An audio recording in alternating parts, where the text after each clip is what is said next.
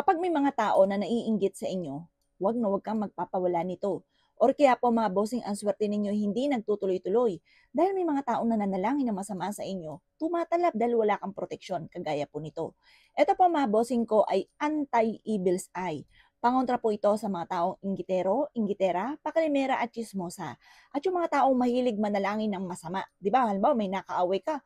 Naku, kung ano nung panalangin na masasama na pangit. Kapag wala kang proteksyon, maaaring ito ay tumalab sa inyo or sa inyo pong pamilya. Kaya mainam na magsabit ka ng ganito sa inyo pong tahanan.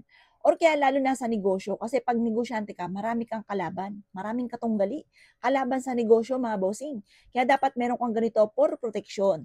Magsabit ka ng ganito sa inyo pong main door, or kaya po sa back door, or kaya po sa inyo pong negosyo. At ang dulot nito ay proteksyon. May manalangin na masama, may kumulam sa inyo at palipadangin at sumpa, hindi tatalab. Ngayon po mga bossing ko, ang kagandahan dito ay meron siyang continuous lock. Ang ibig sabihin po niya, tingnan po, bilog siya na duksong-duksong. Never ending lock at napakadami po niya. Ang butas po niyan ay tagusan ng kamalasan at tuloy-tuloy na pasok ng swerte. Ang kulay blue na kristal, yan po ay for healing, for happiness, mga bossing, and for wealth.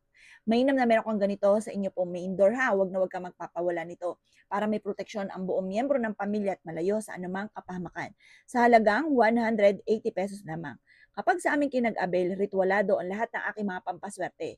May pahid na langis at may kalakip na panalangin na kayo maging matagumpay sa buhay. 180 pesos lamang po ito.